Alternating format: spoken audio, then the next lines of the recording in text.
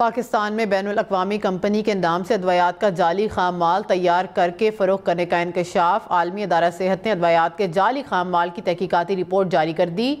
Report के मुताबिक पाकिस्तान में फ़रोख्त होने वाले खांसी के सिरप्स में जहरीला मवाद पाया गया। पाकिस्तानी सिरप्स में बैनुल अक़वामी कंपनी के खाम माल के इस्तेमाल का दावा किया गया। मज़ीद जानेंगे तलहा सही से। बताइए तलहा।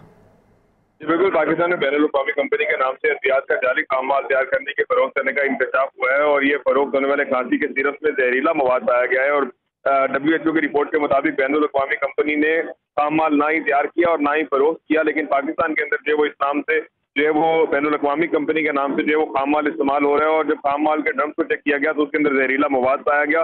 खाम माल में इथाइल ग्लाइकोल की 1 से 100% तक मिकदार जो है वो पाई गई है और बैनुल अक़वामी कंपनी मवाद पाया गया। बहुत शुक्रिया तलहा आपका।